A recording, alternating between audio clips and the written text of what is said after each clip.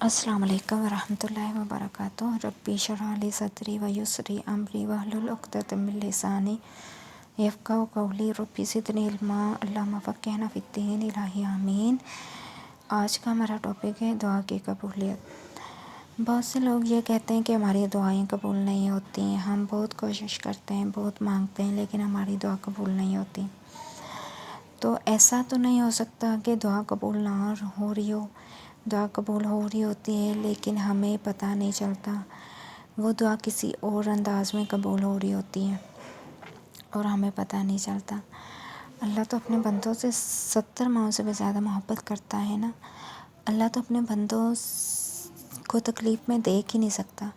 یہ تو ہماری اپنی غلطیاں کوتاہیاں گناہ ہوتے ہیں جن کی وجہ سے ہماری دعا قبول نہیں ہو رہی ہوتی، اور ہمارے گناہ، ہماری غلطیاں جو ہیں وہ ہماری دعا کی قبولیت میں رکاوٹ بنے ہوئے ہوتے ہیں۔ تو بس انسان کو مایوس نہیں ہونا چاہیے، بس مانگتے رہنا چاہیے، انشاءاللہ دعائیں قبول ہوتی ہیں۔ اور ایک اور روایت میں بھی آتا ہے نا کہ دعا مومن کا ہتھیار ہے۔ تو انسان کو کوشش یہی کرنی چاہیے کہ اٹھتے بیٹھتے چلتے پھرتے اللہ سے مانگے، اللہ سے رجوع کرے، اللہ تعالیٰ سے مانگتے رہیں، انشاءاللہ دعا قبول ہوتی ہیں۔ اور دعا کی قبولیت میں دیر سویر تو ہو سکتی ہے، لیکن یہ نہیں کہ دعا قبول نہ ہو رہی ہو۔ تو سب سے پہلی بات یہ بھی آتی ہے کہ کیا ہم 5 وقت کی نماز پڑھتے ہیں؟ اللہ تعالیٰ نے ہم پر جو 5 وقت کی نماز فرض کی ہے، کیا ہم اس کا حق ادا کرتے ہیں؟ اگر تو ہم اس کا حق ادا کر رہے ہیں، ہماری صبح بھی نماز سے شروع ہو رہی ہے اور ہماری شام بھی نماز میں ختم ہو رہی ہے، تو یقیناً ہماری دعائیں قبول ہوں گی۔ اگر تو یہ ہم اس کا حق ادا نہیں کر رہے تو پھر وہ ہمارے اپنے مانگنے میں کوئی کمی رہ جاتی ہے جس کی وجہ سے دعا جلدی قبول نہیں ہوتی۔ اور یہاں پہ دوسری بات یہ بھی آ جاتی ہے کہ دعا کو ہم کیا اس کے آداب کے مطابق مانگتے ہیں؟ جس طرح نماز کی شرائط، اس طرح دعا کے بھی کچھ آداب ہوتے ہیں۔ تو انشاءاللہ ہم دیکھیں گے کہ دعا کو کس طرح مانگنی چاہیے اور دعا کے آداب کیا ہیں۔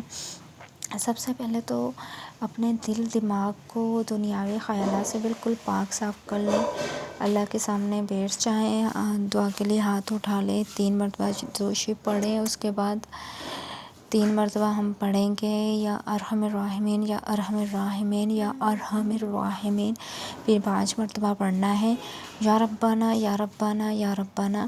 اس کے بعد اسماء الحسنی، اللہ تعالیٰ کے نام پڑھنے ہیں، آپ کوئی بھی پڑھ سکتے ہیں، یا اللہ ہو، یا رحمان ہو، یا رحیم ہو، یا رزاق ہو، یا کریم ہو، یا وہاب ہو، اس طرح آپ کوئی سے بھی نام اللہ کے پڑھ سکتے ہیں۔ پھر اس کے بعد سب سے پہلے اپنے ماں باپ کے لیے دعا مانگنی ہے، اپنے ماں باپ کے لیے دعا مانگنی ہے۔ سورہ بنی اسرائیل کی ایک آیت ہے، مجھے آیت نمبر تو یاد نہیں، جس میں یا ارحم الراحمین رب ارحمہما کما ربیانی صغیر، اے اللہ میرے ماں باپ پر رحم فرما جس طرح انہوں نے میری پرورش کی بچپن میں، بے شک تو رحم کرنے والا ہے۔ پھر اس کے بعد دوسروں کے لیے دعائیں مانگنی ہیں۔ جب ہم جتنی زیادہ دوسروں کے لیے دعا مانگیں گے وہ سب سے پہلے ہمارے اپنے حق میں قبول ہوگی۔ تو شروعات ماں باپ سے کرنی ہے، پھر دوسروں کے لیے دعائیں مانگنی ہے، پھر اس کے بعد اپنے لیے مانگنی ہے، تو وہ آٹومیٹکلی آپ کے اپنے لیے خود بخود دعائیں قبول ہونا شروع ہو جائیں گی۔ اس کے بعد لاسٹ میں بھی درود شریف پڑھنا ہے۔ اب یہ تو ہو گئے تھے دعا کے آداب۔ اب یہ دوسری بات یہاں پہ یہ آ جاتی ہے، دعا کن کن وقتوں میں قبول ہوتی ہے۔ دعا کے بھی اسپیسیفک ٹائم ہے۔ ویسے تو اللہ تعالیٰ اپنے بندوں سے کے شہرک سے بھی زیادہ قریب ہے، لیکن کچھ ایسے وقت ہوتے ہیں نا جب دعا کی جائے تو وہ رد نہیں ہوتی، جیسے تہجد بہت پیاری نماز ہے، اللہ کو بہت محبوب ہے۔ اس دوران اللہ خود فرماتا ہے، کوئی ہے مجھ سے مانگے اور میں اسے عطا نہ کروں، کوئی ہے جو مجھ سے بخشش طلب کرے اور میں اس کی بخشش قبول نہ کروں۔ تو تہجد کو اپنی زندگی میں لازم کر لے، انشاءاللہ دعائیں قبول ہونا شروع ہو جائیں گی اور خود بخود دعائیں قبول ہوں گی۔